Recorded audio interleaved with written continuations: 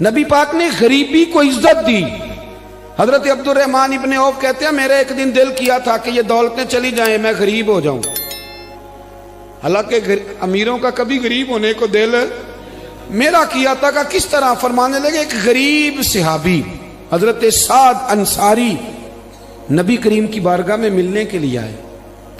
انہوں نے جب نبی پاک کے سامنے ہاتھ کیے نا ملانے کے لیے قربان جائیں, انہوں نے ہاتھ پیچھے کرنا چاہا پر میرے نبی نے ان کا ہاتھ تھام لیا. حضور نے زور سے پکڑ لیا. انہوں نے ایک دفعہ چاہا, پھر اصل میں آپ سمجھے نہیں نا میں کیا کہہ گیا ہوں, یعنی حضور نے ہاتھ تھام لیا, یعنی نبی کریم نے ان کا اپنے دست مبارک سے ہاتھ پکڑ لیا. صحابی خاموش ہو گئے. حضور نے پھر ان کا ہاتھ کھولا, فرمایا یہ کیا ہے؟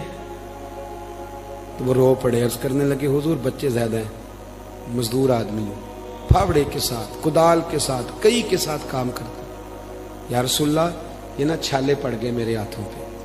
حضرت عبد الرحمن ابن عوف کہتے ہیں کائنات نے دھرتی نے وہ نظارہ بھی دیکھا کہ جس رسول کے قدم چومنے کے لیے جبریل جھکے اس محبوب نے مزدور کا ہاتھ چومنا شروع کر دیا. فرماتے ہیں غریبی کو وہ عزت ملی کہ میرا بھی دل کرتا تھا غریب ہو جاؤں, دل کرتا تھا. یہ کس نے ذروں کو اٹھایا اور صحرا کر دی, یہ کس نے قطروں کو ملایا اور دریا کر دیا, یہ کس کی حکمت نے یتیموں کو کیا در یتیم اور غلاموں کو دنیا بھر کا مولا کر دیا. ہم نا اصل میں عزت نہیں دے پائے. ہم نے وہ جو سٹیٹس کا فرق رکھا ہوا ہے نا اس نے تباہی کر دی. نبی کریم کا انقلاب یہ ہے کہ, اور حضور نے نا ایک اور بات بھی ذہن میں رکھی, نبی پاک صلی اللہ علیہ وسلم نے لوگوں کو بتایا ہے کہ گناہ ہوتا ہے. کیمرے لگانے سے گناہ نہیں ختم ہوتے, کیمرے لگانے سے گناہ نہیں ختم ہوتے, چوکیاں بنانے سے نہیں ختم ہوتے. گناہ تب ختم ہوتے ہیں جب احساس پیدا ہو جائے کہ یہ چیز غلط. میرے معاشرے میں گالی کو لوگ گناہ ہی نہیں سمجھتے. بالکل یہ تو کوئی جرم ہی نہیں. حالانکہ حضور صلی اللہ علیہ وسلم نے فرمایا مومن کو گالی دینا اعلانیہ فسق ہے. جو کسی مومن کو گالی دیتا ہے وہ اعلانیہ اللہ کی نافرمانی کرتا ہے. اب یہ کوئی گناہ ہی نہیں.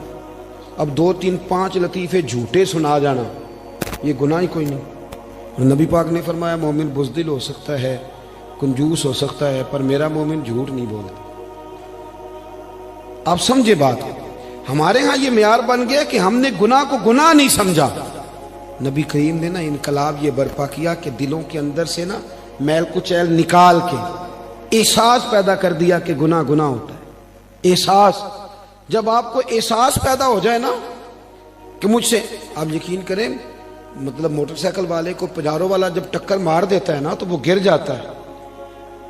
تو وہ چونکہ پجاروں میں بیٹھے ہوتا ہے تو وہ الماری کھول کے یا شیشہ نیچے کر کے تو وہ اس کو کہتا ہے کہ اٹھ جا, کیا ہو گیا, مطلب تو دھیان سے نہیں چل رہا. موٹر سائیکل والوں نے تو خرید لی ہے یہ روڈ, کیونکہ وہ پجاروں پہ ہے. لہذا وہ غلطی بھی کرے تو پھر بھی وہ تسلیم کرنے کو تیار ہے. ایسے نہ ہو تو عقل بھی تو نہیں نہ ہوتی. جدے گھر دانے ہو دے کملے بھی سیانے. نبی کریم صلی اللہ تعالی علیہ وسلم نے انقلاب برپا کیا کہ احساس پیدا کیا, غلطی کا احساس. بخاری میں حدیث ہے, حضرت ابو ہریرہ رضی اللہ تعالیٰ عنہ, حضرت انس بن مالک رضی اللہ تعالیٰ عنہ حدیث کے راوی ہیں. کہتے ہیں غامدیہ قبیلے کی ایک بی بی آئی حضور کی بارگاہ میں. یہ لوگ گناہ کرتے تھے, بدکاری کرتے تھے, بلکہ معاذ اللہ عرب میں یہ رواج تھا کہ اگر کسی کے ہاں بیٹا پیدا نہیں ہوتا تھا تو معاذ اللہ ثم معاذ اللہ وہ کسی اور مرد کے ہاں بھیج دیتے تھے. وہ تو اس کو عیب ہی نہیں جانتے تھے. آج بھی آپ یورپ میں کوئی اس کو عیب سمجھا جاتا ہے. ہمارے حکمران ہمیں مثالیں دیتے ہیں, ہم جی اس طرح کا بنا دیں گے. میں نے کہا رہنے دو, ہم نے اس طرح کا بن کے کیا کرنا ہے. اللہ کا فضل ہے میرے ملک میں آج بھی بہت ساری شرم و حیا ہے, بہت سارا کرم ہے اللہ کا. وہاں تو حد بندہ ہی کوئی نہیں. کس طرف آپ جا رہے ہیں. قبیلہ غامدیہ کی عورت آئی تو حضرت ابو ہریرہ کہتے ہیں وہ رو پڑی, اور اس طرح روئی کہ جیسے بڑی تکلیف میں. حضور نے فرمایا کیا ہوا؟ یا رسول اللہ بھول گئی تھی, غلطی کر بیٹھی, مجھ سے زنا ہو گیا. حضور صلی اللہ, اب دیکھیں ذرا, یہاں مجرم کو مار مار کے منواتے وہ مانتا نہیں کیونکہ وہ پاک ہو کے دنیا سے جانا نہیں نہ چاہتا. حضور صلی اللہ علیہ وسلم نے نہیں منوایا, وہ خود کہہ رہی ہے. تو محبوب فرمانے لگے تو کیسے ثابت کرے گی کہ تو نے زنا کیا ہے, یعنی مجرم کو ثابت کرنا پڑ گا. تو عرض کرنے لگی حضور میرے پیٹ میں ناجائز بچہ ہے. حضور نے فرمایا واپس جا کہ بچہ پیدا ہو جائے تو پھر آنا، گویا غلطی تیری ہے، تیرے بچے کی تو نہیں ہے۔ 8-9 ماہ کے بعد دوبارہ آئی تو پھول سا بیٹا گود میں، حالانکہ کہنے لگی کوئی 2 سپاہی نہیں حضور نے بھیجے کہ دھیان رکھنا بھاگ نہ جائے۔ حضور کی نورانیت کا کمال یہ ہے کہ احساس پیدا کر دیا کہ گناہ گناہ ہوتا ہے، غلطی غلطی ہوتی، احساس پیدا کیا۔ وہ آئی، یا رسول اللہ یہ بچہ ہے، نبی پاک صلی اللہ علیہ وسلم نے فرمایا اس کو لے جاؤ واپس اور دودھ پلاؤ، جب روٹی کھانے کے قابل ہو جائے پھر آنا۔ وہ گئی، 2 سال کے بعد آئی تو بچے کے ہاتھ میں روٹی کا ٹکڑا تھا اور رو پڑی۔ صاحب کنز الاموال نے لکھا رو پڑی اور عرض کرنے لگی یا رسول اللہ مجھے پاک کر دیں، حضور مجھے ساری رات نیند نہیں آتی، میں رو کے وقت گزارتی ہوں کہ اس حال میں مر گئی تو میں اللہ کی بارگاہ میں کیا منہ لے کے جاؤں، حضور مہربانی فرمائیں۔ یار یہاں لوگوں کو شعور ہی نہیں ہے، بڑے بڑے جرم لوگ اپنی چادر کے نیچے چھپائے پھرتے ہیں، پر احساس نہیں کہ ہم کسی طریقے سے اللہ رسول سے معافی لے لیں۔ یہ وہ انقلاب ہے جو میلاد والے رسول نے برپا کر دیا۔ اللہ اکبر۔ حضور نے ایک بچہ لے کے ایک صحابی کو دیا، فرمایا اس کی پرورش کرنا، اور پھر حضور نے لوگوں سے کہا کہ اسے پتھر مارو اور مار مار کے سنسار کر دو۔ حضرت انس بن مالک کہتے ہیں اسے پتھر لگ رہے تھے اور نبی پاک بے چینی کے ساتھ اندر ٹہل گئے۔ جب اس کا انتقال ہو گیا تو نبی کریم علیہ السلام کو آ کے بتایا گیا حضور انتقال کر گئی۔ آپ فرماتے ہیں کہ کمال اس کے آگے ہوئی جب نبی کریم نے فرمایا جاؤ اسے غسل دو، کفن پہناؤ، جنازہ تیار ہو جائے تو مجھے خبر کرنا۔ کہتے ہیں جنازہ تیار ہوا تو محبوب فرمانے لگے صفے بناؤ بھائی میں خود جنازہ پڑھاؤں گا۔ بعد مرن دے مکھڑا میرا ہو جاوے جے تازہ، پھر سمجھ لینا محبوب میرے نے آن پڑھے ہے جنازہ۔ فرمایا صفے بناؤ میں جنازہ پڑھاتا۔ حضور نے جنازہ پڑھایا تو حضرت انس بن مالک رضی اللہ تعالیٰ عنہ فرماتے ہیں جتنی دیر میں اونٹ ذبح کر کے کھال اتار کے گوشت بنا کے تقسیم کیا جاتا ہے اتنی دیر نبی پاک اس کے لیے دعائیں مانگتے رہے۔ ایک صحابی کی زبان سے نکلا یا رسول اللہ اس کے لیے جس نے ناجائز بچہ جنا ہے، حضور فرمانے لگے خاموش ہو جا، تم نے اس کا گناہ دیکھا ہے، اس کی توبہ نہیں دیکھی، اس کا احساس نہیں دیکھا، اس کے آنسو نہیں دیکھے؟ فرمایا اس نے تو ایسی شاندار توبہ کی ہے کہ اگر میں اپنی ساری امت میں بانٹ دوں تو اللہ سب کی بخشش فرما دے گا۔ جب تک کریم صلی اللہ علیہ وسلم نے نا غریبی کو عزت دے دی، وقار دیا۔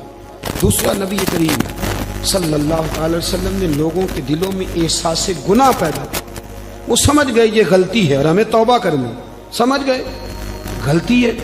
ہمارے ہاں جب تک یہ احساس نہیں پیدا ہوتا کہ میں غلطی کر رہا ہوں، بہت سارے لوگ آ کے کہتے کہ پیر صاحب مجھے یاد تو نہیں کبھی کسی کا برا چاہا ہو، یاد تو نہیں کبھی کوئی ایسا کام ہے کہ تم تو بڑا ولی اللہ بنا، اتنا بڑا دعویٰ کر گیا کہ تم نے کبھی سوچا بھی نہیں غلطی کا، تو پھر مطلب یہاں آنے کا کیا معنی تھا؟